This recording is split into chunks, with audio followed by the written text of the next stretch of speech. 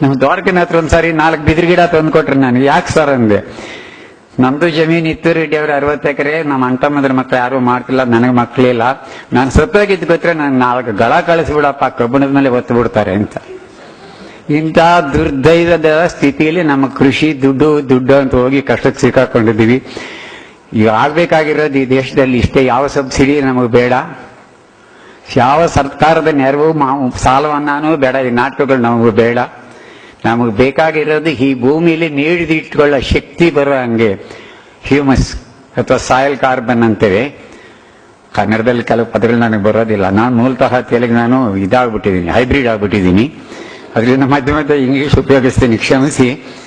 ಈ ನೀರು ಹಿಡಿದಿಟ್ಕೊಳ್ಳಿದ್ದಕ್ಕೆ ಈ ಸಾಯಿಲ್ ಕಾರ್ಬನ್ 2% ಬಂದ್ರೆ ಈ ದೇಶ ಉಳಿತದೆ. ಇದಿದ್ರೆ ಈ ಡ್ಯಾಮ್ಗಳು, ಈ ನಾಟಕಗಳು, ಈ ಯಾವುದು ಕೆಲಸ ಮಾಡೋದಿಲ್ಲ. ನನ್ನ 3-4 ಹಳ್ಳಿಯಲ್ಲಿ ದಿವಸಕ್ಕೆ 2 ಬೋರ್ವೆಲ್ ಕರೀತಿದ್ದಾರೆ, 850 ಅಡಿಯಲ್ಲಿ ನೀರಿಲ್ಲ ಕುಡಿಯೋದಕ್ಕೆ. ವ್ಯವಸಾಯ ಬಿಡಿ. ಅದರಿಂದ ಮುಂದಿನ ದಿನಗಳು ಇದೇ ಏಳಿಗೆ ಅಂತ ಹೋದ್ರೆ, ಈಗ ಹೋಗ್ತಿರೋ ಏಳಿಗೆ ಏನೋ ಇದಂತೆ, ಕಂಪ್ನಿಗಳು ವ್ಯವಸಾಯ ಮಾಡೋದಂತೆ, ಕಾಂಟ್ರಾಕ್ಟ್ ಇದಂತೆ, ಎಲ್ಲ ಇದು ಬಾಂಡ್ಲೆಯಿಂದ ಬೆಂಕಿಗೆ ಬಿದ್ದಾಗೆ ಆಗ್ತದೆ. ಅದರಿಂದ ಮಾಡಬೇಕಾಗಿರೋದು ಸ್ವಯಂ ಸೇವಾ ಸಂಸ್ಥೆಗಳವರು ತುಂಬಾ ಜನ ಇದ್ದೀರಾ. ಮಳೆ ಬಿದ್ದ ನೀರನ್ನು ಭೂಮಿಯಲ್ಲಿ ನಿಲ್ಲಿಸ್ಕೊಂಡ್ರೆ ಅದು ಹಿಂಗಿ ಹೋಗ್ತದೆ. 70% ಕಲ್ಲಿನ ಧೂಳೆ. ಅದರಲ್ಲಿ ಏನಾದ್ರೂ ಸಾವಯವ ಇಂಗಾಲ ಒಂದು 2% ಬರೆದಿದ್ರೆ ನೀವು ಯಾವ ಸರ್ಕಸ್ಗಳು ನಡೆಯೋದಿಲ್ಲ. ನಾನು ದೊಡ್ಡಬಳ್ಳಾಪುರದಲ್ಲಿ ಒಂದು ಜಮೀನು ತಗೊಂಡೆ 18 ವರ್ಷದ ಹಿಂದೆ, ಒಂದು 4 ಎಕರೆ. ಬೆಂಗಳೂರಲ್ಲಿ ನನ್ನ ಜಮೀನಿದೆ. ನಾನು ತುಂಬಾ ಸಾಹುಕಾರ. ಈಗ ನಿಮಗೆ ಗೊತ್ತಿಲ್ಲ ಎಷ್ಟು ಸಾಹುಕಾರ ಅಂತ. ಬಹುಶಃ ನೀವು ಯಾರು ಇರ್ಲಿಕ್ಕಿಲ್ಲ ನನ್ನ ಸಾಹುಕಾರರು. ಈಗ ಅಷ್ಟು ಜಮೀನಿದೆ ನಾನು ಬೆಂಗಳೂರಲ್ಲಿ, ವೈಟ್ಫೀಲ್ಡ್ ಅಲ್ಲಿ. ಅಲ್ಲಿ ತಗೊಂಡಾಗ ಆ ಜಮೀನು ಈ ಮಣ್ಣು ಪರೀಕ್ಷೆ ಮಾಡಿದಾಗ 0.4 ಇತ್ತು. ಅಂದ್ರೆ 100 kgಗೆ 4 kg ಸಾವಯವ ಇಂಗಾಲ. 18 ವರ್ಷದಲ್ಲಿ 3.2 ಆಗಿದೆ. 9 ಇಂಚಲ್ಲ, 1 ಮೀಟರಲ್ಲಿ. ನಾನು ಏನೂ ಮಾಡಿಲ್ಲ, ಬೆಂಕಿ ಇಡೋದು ಬಿಟ್ಟೆ ನನ್ನ ಕಸ ಕಡ್ಡಿಗಳಿಗೆ. ಸುತ್ತಲೂ ಮರ ಬೆಳೆಸಿದೆ. ಆ ಬಿದ್ದು ತಿರುಗಲೆ ಹೋದ್ರೆ ರೂಪಾಯಿ ನೋಟ್ ಹಂಗೆ ನೋಡ್ಕೊಂಡೆ ಹೋಗ್ದಂಗೆ. ಆಮೇಲೆ ಬದುಗಳು ಕೊಟ್ಕೊಂಡೆ. ಆಮೇಲೆ ಇದು ಉಪಯೋಗಿಸ್ಲಿಲ್ಲ, ರಾಸಾಯನಿಕ ಗೊಬ್ಬರ ಉಪಯೋಗಿಸ್ಲಿಲ್ಲ. ನಿಮಗೆ ತುಂಬಾ ಜನ ಗೊತ್ತಿದೆ, ಆದ್ರೂ ಇದನ್ನ ದಿನಾಗಲೂ ಮಂತ್ರ ಅಂತ ಹೇಳಬೇಕು. ನೀವೆಲ್ಲರೂ ಹೋದ ಕಡೆ ಬಸ್ಗಳಲ್ಲಿ ಇದೇ ಮಾತಾಡ್ಬೇಕು, ವಿಜ್ಞಾನಿಗಳು, ರೈತರೆಲ್ಲ, ಎಲ್ರಿಗೂ ಗೊತ್ತಿದೆ. ಈ ನಮಗಿರೋ ಈ ವಾತಾವರಣದಲ್ಲಿ ಡೆಕ್ಕನ್ ಪ್ರಸ್ಥ ಭೂಮಿಯಲ್ಲಿ ವರ್ಷಕ್ಕೆ 8 ರಿಂದ 10 ಟನ್ ಸಾವಯವ ಇಂಗಾಲ ಖನಿಜೀಕರಣ ಆಗ್ತಾ ಇದೆ. ನೆರಳಿಲ್ಲ, ಅದಕ್ಕೆ ತಡೆ ಇಲ್ಲ, ಆಗ್ತಿದೆ. ಅದ್ರ ಜೊತೆಗೆ ಇದಿದೆಯಲ್ಲ ನೈಟ್ರೋಜನಸ್ ಮೆನ್ಯೂರ್ಸ್, ಸಾರಜನಕಯುಕ್ತ ಗೊಬ್ಬರಗಳು, ಯೂರಿಯಾ, ಅಮೋನಿಯಂ ಸಲ್ಫೇಟ್, ಇದಾಕಿದಾಗ ಅದು ದ್ವಿಗುಣ ಆಗ್ತದೆ. ಹೀಗಾಗಿ ಕಳೆದ 60 ವರ್ಷದಲ್ಲಿ 3% ಇದ್ದ ಸಾವಯವ ಇಂಗಾಲ ಇವತ್ತೊಂದು ದಿವಸ 0.03. ಹೆದರಿಕೆ ಆಗ್ಬೋದೇನೋ ನಿಮಗೆ, ನಡುಕ ಹುಟ್ಟಬಹುದು. ಇನ್ನು ಎಲ್ಲಿಂದ ನೀರು ಸಾಕಾಗ್ತದೆ? ಅದರಿಂದ ದಯವಿಟ್ಟು ಈ ಕಡೆ ಗಮನ ಕೊಡಿ. ಭೂಮಿ ಉಳಿಬೇಕಾದ್ರೆ, ಈ ದೇಶ ಜನ ನೆಮ್ಮದಿ ಬರಬೇಕಾದ್ರೆ ಕೃಷಿಯಲ್ಲಿ ಮರಗಳು ತುಂಬಾ ಬರಬೇಕು. ಅರಣ್ಯ ಕೃಷಿ ಅಂತ ಏನೋ ಇದೆಯಲ್ಲ, ಮರಗಳ ಜೊತೆಯಲ್ಲಿ ಬೆಳೆಯೋ ಪದ್ಧತಿ, ಅದು ಲೆಜಿಸ್ಲೇಷನ್ ಬೇಕಾ ಬೇಡವಾ? ಯಾವ ಲೆಜಿಸ್ಲೇಷನ್ ಇದ್ದು ದೇಶದಲ್ಲಿ ಏನಾಗಿದೆ? ನಮ್ಮವ್ರಿಗೆ ಒಬ್ಬೊಬ್ಬರು ಮಾಡ್ತಿರೋ ಸಾವಿರಾರು ಅಲ್ಲ ಲಕ್ಷಾಂತರ ಕೋಟಿಗಳು ಏನಾಗಿದೆ? ಏನೂ ಆಗ್ತಾ ಇಲ್ಲ, ದುರ್ವ್ಯವಹಾರಗಳು. ಅದರಿಂದ ಲೆಜಿಸ್ಲೇಷನ್ ಅಲ್ಲ, ಒಂದು ಸ್ಫೂರ್ತಿ ಬರಲಿ, ಎಲ್ಲರಿಗೂ ಜವಾಬ್ದಾರಿ ಬರಲಿ. ಅದು ದೇವರು ಅಂತ ಮಣ್ಣನ್ನ ರಕ್ಷಿಸೋಣ.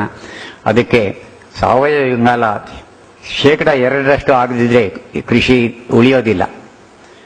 ಆಮೇಲೆ ದನಕರುಗಳಿಲ್ಲದೆ ಇದ್ರೆ ವ್ಯವಸಾಯ ಉಳಿಯೋದಿಲ್ಲ. ಹಾಲು ಅಂತ ಹೋಗಿ, ಅದೊಂದು ಪ್ರಾಣಿ, ಅದು ಹಸು ಅಲ್ಲ. ಇಡೀ ಪ್ರಪಂಚದ ಜನತೆನ ಹೋಮೋಸಿಪಿಯನ್ ಅಂತ ಒಂದೇ ಮಾಸದಲ್ಲಿ ಕರೀತಾರೆ. ಯುರೋಪಿಯನ್ ಆಗಿರ್ಬೋದು, ನೀಗ್ರೋ ಆಗಿದ್ದು, ಭಾರತೀಯ ಆಗಿರ್ಬೋದು. ಈ ಹಸುಗಳಿಗೆ ಯಾಕೆ ಬೇರೆ ಹೆಸರಿಟ್ರಾಗಾದ್ರೆ ಯೋಚನೆ ಮಾಡಿ ಸ್ವಲ್ಪ ವಿಜ್ಞಾನಿಗಳು. ಅದು ಬಾಸ್ ಗೌರಸ್. ಹಾಗಾದ್ರೆ ಕಾಡೆಮೀನು ಬಾಸ್ ಗೌರಸ್, ಅದನ್ನು ಹಸು ಅಂತಲೇ ಕರಿಬೋದಾಗಿತ್ತು. ಅದು ಬಾಲ ಇದೆ, ಕೆಚ್ಚಲಿದೆ, ಕೊಂಬಿದೆ, ಹಾಲು ಕೊಡ್ತದೆ. ಈ ಪ್ರಾಣಿ ಬಾಲ 180 ಡಿಗ್ರಿ ತಿರುಗೋದು, ಸುತ್ತಲೂ ತಿರುಗೋದಿಲ್ಲ. ಆಮೇಲೆ ನೊಣ ಓಡಿಸ್ಕೊಳ್ಲಿಕ್ಕಿಲ್ಲ, ಯಾಕಂದ್ರೆ ಅದು ಆ ದೇಶದಲ್ಲಿ ನೊಣ ಇಲ್ಲ, ಸೊಳ್ಳೆ ಇಲ್ಲ. ಅಂತ ಪ್ರಾಣಿ ತಂದು 40 ಡಿಗ್ರಿ ಟೆಂಪರೇಚರ್ ಕಟ್ಟಿಬಿಟ್ಟು ರೈತರನ್ನ ಸಾಲಗಾರ ಮಾಡಾಕ್ಬಿಟ್ರಿ. ನಾನು ಆಂಧ್ರ ಜಿಲ್ಲೆಯಲ್ಲಿ ಸ್ವಲ್ಪ ಕೆಲಸ ಮಾಡ್ತೇನೆ, ಅನಂತಪುರ ಜಿಲ್ಲೆಯಲ್ಲಿ.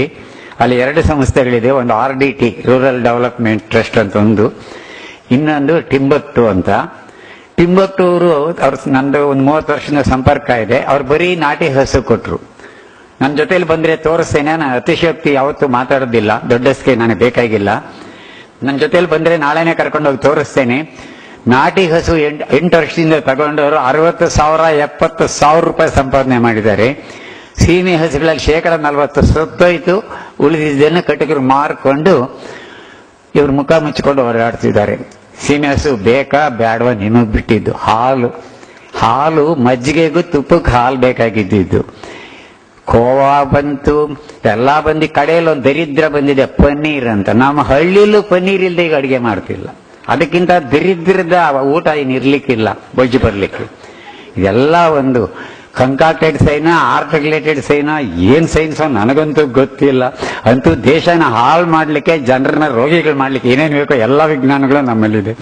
ಅದನ್ನ ನಾವು ತುಂಬಾ ನಾಗರಿಕರ ಲಕ್ಷಣ ಅಂತ ಒಪ್ಕೊಂಡ್ಬಿಟ್ಟಿದೀವಿ. ಅದರಿಂದ ನೀವೇನು ಪುಟ್ಗೋಸಿ ಇಟ್ಕೊಂಡು ನಮ್ಮರಾಗಿ ತೊಗಟೆಗಳು ಮುಚ್ಕೊಂಡು ಓಡಾಡಿ, ನಾನು ಹೇಳಲ್ಲ, ಪಂಚೆ ಕಟ್ಟೋಣ, ಪ್ಯಾಂಟು ಹಾಕಿ, ಟೀ ಶರ್ಟ್ ಹಾಕಿ. ಆದ್ರೆ ಭೂಮಿ ಕಡೆ ಸ್ವಲ್ಪ ಗಮನ ಇರಲಿ. ನಮ್ಮ ಹಳಬರು ಅಷ್ಟೆಲ್ಲ ಗಾದೆಗಳು ಮಾಡಿಟ್ಟು ಹೋದರು. ಆವಾಗಲೇ ನಾನು ಚಿಕ್ಕ ಹುಡುಗ ಆಗಿದಾಗ ನಮ್ಮ ಅಮ್ಮ ಹೇಳ್ತಿದ್ರು, ನಮ್ಮ ಮನೆಯಲ್ಲಿ ವರ್ಷಕ್ಕೆ 4-5 ದಿವಸ ಅನ್ನ ಮಾಡ್ತಿದ್ದು. ನಾವು ನಾಳೆನೂ ಅನ್ನ ಬೇಕು ಅಂತ ಹಠ ಮಾಡಿದ್ರೆ ಹೇಳು, ಹಿಟ್ಟು ತಿಂದು ಗಟ್ಟಿಯಾದ, ಅನ್ನ ತಿಂದು ಮೆತ್ತಗಾದ ಅಂತ ಗಾದೆಗಳು ಆವಾಗಲೇ ಮಾಡಿಟ್ಟಿದ್ರು. 70 ವರ್ಷದಿಂದ ನಮ್ಮ ಅಮ್ಮ ಹೇಳ್ತಿದ್ರು. ನಾವೇನು ಅಂದ್ರೆ ಅನ್ನ ತಿಂದವರು, ಅದೇ ನಮ್ಮ ಪಾರ್ವತಿ ಕತೆ ಆಗ್ಬಿಡ್ತದೆ. ಹಿಟ್ಟು ತಿಂದವರು ಅನಾಗರಿಕರಂತ ಆಗಿ ಈ ಸ್ಥಿತಿಗೆ ಬಂದಿದ್ದೀವಿ. ನನಗೊಂದು ಗೊತ್ತಾಗದೆ ಇರೋದು ಅಂದ್ರೆ, 2 ಮಳೆ, ಬಿತ್ತನೆಗೊಂದು, ಹುಳೋದಕ್ಕೊಂದು, ಬಿತ್ತನೆಗೊಂದು, ಹಾಲು ತುಂಬಲಿಕ್ಕೊಂದು ಬಿದ್ರೆ, ಈ ನವಣೆ ಇದೆಯಲ್ಲ, ಅದು ಎಕರೆಗೆ 5-6 ಕ್ವಿಂಟಲ್ ನಾನು ಬೆಳೆದು ತೋರಿಸ್ತೇನೆ. ಉಳುಮೆಗೊಂದು 2 ಸೆಂಟಿಮೀಟರ್ ಮಳೆ, ಬಿತ್ತನೆ ಮಾಡ್ಲಿಕ್ಕೆ ಒಂದು 2 ಸೆಂಟಿಮೀಟರ್ ಮಳೆ, ಒಂದು 55 ದಿವಸದಲ್ಲಿ ತೆನೆ ಬಂದು ಹಾಲು ಕಚ್ಚುವಾಗ ಒಂದು ಮಳೆ, 6-8 ಸೆಂಟಿಮೀಟರ್ ಮಳೆ ಬಂದ್ರೆ ನಾನು 6 ಕ್ವಿಂಟಾಲ್ ಬೆಳೆದು ಕೊಡ್ತೇನೆ. ರಸಗೊಬ್ಬರ ಇಲ್ಲ, ಕೀಟನಾಶಕ ಇಲ್ಲ. ನಮಗೆ ಬೇಕಾಗಿರೋದು ಎಲ್ಲಾ ಒಳಗಡೆಯಿಂದ ತರುವಂತದ್ದು ವ್ಯವಸ್ಥೆ. ಆ ಬೀಜದ ಕಂಪ್ನಿಗಳು ಒಂದು ಹುನ್ನಾರ ನಡೆಸಿದ್ರು. ರಾಗಿನೇ ತೆಗೆದು ಬಿಡ್ಬೇಕು ಅಂತಿದ್ರು ಒಂದು 15 ವರ್ಷ. ಅದಕ್ಕೊಂದು ವರ್ಕ್ಶಾಪ್ ಮಾಡಿದ್ರು ಬೆಂಗಳೂರಲ್ಲಿ. ರಾಗಿನೇ ತಿನ್ನಬಾರ್ದು, ತೆಗೆದು ಬಿಡ್ಬೇಕು ಅಂತ ಮಾಡಿದ್ರು ಯಾರೋ ಹುನ್ನಾರ. ಅದಕ್ಕೂ ಯಾಗೋ ಅದು ಬಚಾವಾಯಿತು. ಈಗ ಏನಂದ್ರೆ ನಮ್ಮ ಅದೃಷ್ಟಕ್ಕೋ ನಮ್ಮ ಪುಣ್ಯಕ್ಕೋ ನಾವು ರಾಗಿ ತಿಂದವರು ದೊಡ್ಡ ಮನುಷ್ಯ ಆಗೋಂಥ ಕಾಲ ಬಂದಿದೆ. ಹೋಟ್ಲಲ್ಲೂ ರಾಗಿ ರೊಟ್ಟಿ ಸಿಗ್ತದೆ, ರಾಗಿ ಮುದ್ದೆ ಸಿಗ್ತದೆ. ಅದರಿಂದ ಇದೆಲ್ಲ ತಿರುಗಿ ಬರ್ತಾರೆ. ಅದರಿಂದ ಯಾರೂ ಬಡವರು ಆಗ್ಬೇಕಾಗಿಲ್ಲ. ಬಡವರು ಹಾಕೋದು ಯಾವಾಗ ಅಂದ್ರೆ ನಮ್ಮ ಆಸೆಗಿಂತ ಆಚೆಗೆ ಕಾಲು ಬಿಡ್ತೀವಿ. ನಾನು 7 ರೂಪಾಯಿ ಸಂಬಳ ತಗೊಂಡು ಒಂದು ತಿಂಗಳಿಗೆ. ನನಗೆ 50 ಕೋಟಿ ರೂಪಾಯಿ ಜಮೀನು ಬೆಂಗಳೂರಲ್ಲಿದೆ, ವೈಟ್ಫೀಲ್ಡ್ ಅಲ್ಲಿ. ಬಂದ್ರೆ ತೋರಿಸ್ತೇನೆ. 50 ಕೋಟಿ ರೂಪಾಯಿ ಜಮೀನು. ಅದು ನನ್ನ ಸ್ನೇಹಿತರೊಬ್ರು ಮೊನ್ನೆ ಹೇಳ್ತಾರೆ, ರೆಡಿಯಾರ್ ಅದ್ರಲ್ಲಿ ಬಿಲ್ಡಿಂಗ್ ಕಟ್ಬಿಟ್ಟು ನಿಮ್ಗೆ ಲಾಗೆ ತುಂಬಿಸ್ಕೊಡ್ತೀನಿ, ದುಡ್ಡು ಮಾರಬೇಡಿ ಅಂತ. ಇವಾಗ ಇದಕ್ಕೆ ಏನ್ ಮಾಡ್ತಾರೆ ಮೊಮ್ಮಕ್ಕಳು ಅಷ್ಟು ದುಡ್ಡು ತಗೊಂಡು ಅಂತ. ಒಂದು 500 ಎಕರೆ ಕಾಡು ಮಾಡಬೇಕು ಅಂತ ಆಸೆ ಇದೆ. ಈ ಕಳ್ಳರೆಲ್ಲ ಕಾಡು ಕಡಿದು ಕಾಫಿ ತೋಟಗಳು ಮಾಡ್ಕೊಂಡಿದ್ದಾರೆ. ನಾನೊಂದು 500 ಎಕರೆ ಕಾಡು ಮಾಡಿಬಿಟ್ಟು ಒಂದು ಟ್ರಸ್ಟ್ ಮಾಡಿ ಕೊಟ್ಬಿಡೋಣ ಅಂತ ಒಂದು ಆಸೆ ಇದೆ. ಇನ್ನೇನು ಆಸೆನೇ ಇಲ್ಲ ನನಗೆ ಜೀವನದಲ್ಲಿ. ಅದರಿಂದ ನಮ್ಮ ಆಹಾರ ಪದ್ಧತಿಗಳು ನಾವು ಬದಲಾಯಿಸಬೇಕು. ಈ ಟಾಪಿಯೋಕಾಯಿ ಇದೆಯಲ್ಲ, ಮರಗೆಣಸು, ಕಣ್ಣೂರು ಎಕ್ಸಿಬಿಷನ್ ಅಲ್ಲಿ ಇಟ್ಟಿದ್ರಿ. 76 kg ಇದು ಒಂದು ಬುಡ. ಆನೆ ಕಾಲಿದೆಯಲ್ಲ, ಸುವರ್ಣಗೆಡ್ಡೆ 36 kg ಇದು. ನನ್ನ ತೋಟದಲ್ಲಿ ಇನ್ನೂ ಇದೆ, ನೆನ್ನೆ ಮೊಳಕೆ ಬಂದಿದೆ. ಇನ್ನು ಮಳೆಗಾಲ ಬರ್ತದೆ, ಮೊಳಕೆ ಬಂದ್ಬಿಟ್ಟಿದೆ. ಅದು ಇದು ಡಯಾಸ್ಕೋರಿಯಾ ಅಂತ, ಹಾಲ್ಗೆಣಸು ಅಂತ. 28 kg ಇದು. ಯಾರಾದ್ರೂ ಬಂದ್ರೆ ನಾಳೆ ತೋರಿಸ್ಬೋದು. ಇಲ್ಲಿದ್ರೆ ಅದು ಹಚ್ಚಿಬಿಟ್ಟು ನೆಟ್ಟು ಬಿಡ್ತಾರೆ.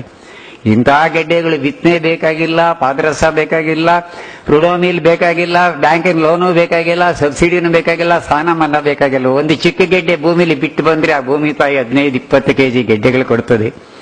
ನಾನು ಮನೆಯಲ್ಲಿ ಪಲ್ಯ ಮಾಡಿದ್ರು, ನಾನು ಬರೀ ಅದೇ ಕೊಟ್ಬಿಡಮ್ಮವ, ಅನ್ನನೂ ಬೇಡ ಮುದ್ದೆನೂ ಬೇಡ ಅಂದೆ.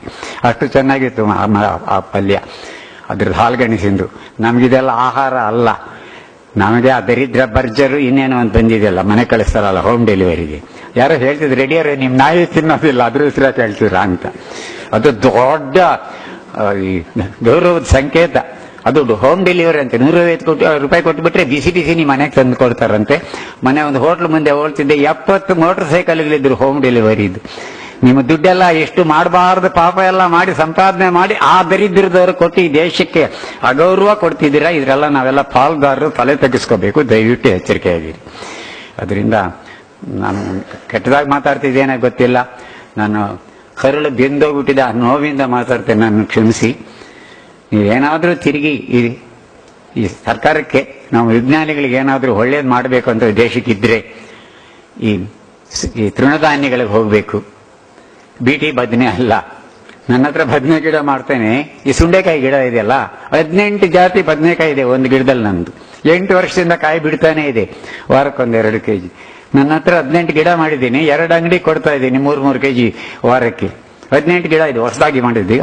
ದೊಡ್ಡದಾದ್ಮೇಲೆ 10 kg ಕೊಡ್ಬೋದು. ಬದನೆಕಾಯಿ ಸುಂಡೆಕಾಯಿ ಗಿಡದ ಮೇಲೆ ಗ್ರಾಫ್ಟ್ ಮಾಡಿದ್ದು ಮರ ಆಗ್ಬಿಡ್ತದೆ. ಅದಕ್ಕೆ ಏನೂ ಖರ್ಚಿಲ್ಲ, ಪ್ಲಾಸ್ಟಿಕ್ ಪೇಪರ್ ಎಲ್ಲಿ ಬೇಕಾದ್ರೆ ಸಿಗ್ತದೆ, ಒಂದು ಹಳೆ ಬ್ಲೇಡ್ ಇದ್ರೆ ಸಾಕು, ಒಂದು ಬದನೆ ಕಡ್ಡಿ ಇಷ್ಟು ಕಟ್ಕೊಂಡು ಮಾಡಿದೆ.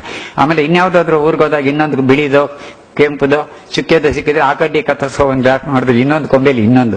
ನಿಮಗೆ ಪಲಾವ್ ಬೇಕಾ, ವಾಂಗಿಭಾತಿಗೆ ಬೇಕಾ, ಬಜ್ಜಿಗೆ ಬೇಕಾ, ಇನ್ನೇನೇನು ಇದೆಲ್ಲ ಎಣ್ಣೆಗಾಯಿಗೆ ಬೇಕಾ, ಎಲ್ಲಾ ಬದನೆಕಾಯಿ ಒಂದೇ ಗಿಡದಲ್ಲಿ ಬೆಳ್ಕೋಬಹುದು. ಇನ್ನೂ ತಮಾಷೆ ಅಂದ್ರೆ ಅದರಲ್ಲೇ ಟೊಮೆಟೊ ಮೆಣಸಿನಕಾಯಿನೂ ಬೆಳ್ಕೋಬಹುದು. ಸೋಲನೇಸಿ ಫ್ಯಾಮಿಲಿ.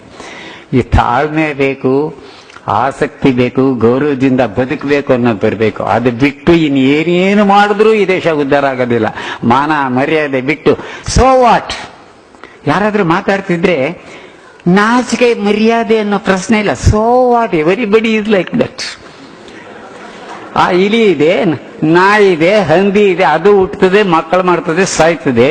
ನೀವು ಮನುಷ್ಯ ಜನ್ಮ ಅಂತ ಎತ್ತಿ ಸೋ ವಾಟ್ ಅಂತ ಹೇಳಕ್ ನಮಗೆ ನಾಚಿಕೆ ಆಗಬಾರ್ದ?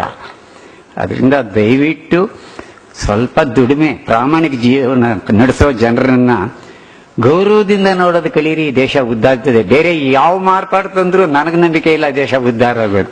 ದುಡಿಮೆ. 78 ವರ್ಷ ನನಗೆ. ನನ್ನ ಕೈ ಸ್ವಲ್ಪ ಎಲ್ಲರೂ ಮುಟ್ಟಿ ಹೋಗಿ, ಆಮೇಲೆ ನಿಮಗೆ ಗೊತ್ತಾಗ್ತದೆ ಇವನು ರೀಲ್ ಬಿಡ್ತಾನ ರೋಲ್ ಮಾಡ್ಲ ಅಂತ ಗೊತ್ತಾಗ್ತದೆ. ಅದರಿಂದ ನಾನು ಈ ಅವಕಾಶ ಕೊಟ್ಟಿದ್ದಕ್ಕೆ ನಿಮ್ಗೇನಾದ್ರೂ ನೋವಾಗ ಮಾತಾಡಿದ್ರೆ ಕ್ಷಮಿಸಿಬಿಡಿ. ನಿಮ್ಮ ನೋವಲ್ಲ, ನನ್ನ ಹೊಟ್ಟೆ ಕರಳು ಬೆಂದೋಗ್ಬಿಟ್ಟು ಆ ನೋವಿಂದ ನಾನು ಮಾತಾಡಿದಷ್ಟೇ. ನಿಮ್ಗೆ ಯಾರಿಗೂ ಅವಮಾನ ಉದ್ದೇಶ ನನಗಿಲ್ಲ. ಈ ಅವಕಾಶ ಕೊಟ್ಟಿದ್ದಕ್ಕೆ ನನಗೆ ತುಂಬಾ ಸಂತೋಷ. ಆಮೇಲೆ ನಮ್ಮ ಟ್ರೈನಿಂಗ್ ಇನ್ಸ್ಟಿಟ್ಯೂಟ್ಗಳು ಏನ್ ಮಾಡ್ತಾ ಇದೆ ದಗಳಬಾಜಿತನಗಳು, ಏನೇನು ಹೆಸರುಗಳು ಇಡ್ತಾರೆ. ಏರೋಬಿಕ್ ಪ್ಯಾಡಿ ಕಲ್ಟಿವೇಶನ್ ಅಂತ ಯಾರೋ ಪುಣ್ಯಾತ ಮಾಡಿದರು ಅಂತ ಅವ್ರ ಹೆಸರಿಡೋದಕ್ಕೆ ಇವ್ರಿಗೆ ನಾಚಿಕೆ. ಇವರು ಕಿರೀಟದಲ್ಲಿ ಗರಿಗಳು ಸಿಕ್ಕಿಸ್ಕೊಂಡು ಎಲ್ಲರೂ ನೀವು ನಗ್ತೀರಾ, ಚಪ್ಪಾಳೆ ತಟ್ತೀರಾ ಅಂತ ಗೊತ್ತು. ಆಗ ಧೈರ್ಯ ಮಾಡಿ ಬಂದೆ. ಈ ಅವಕಾಶ ಕೊಟ್ಟಿದ್ದಕ್ಕೆ, ನನ್ನ ಮಾತನ್ನು ಸಹನೆಯಿಂದ ಕೇಳಿದ್ದಕ್ಕೆ ನಿಮ್ಗೆಲ್ಲರಿಗೂ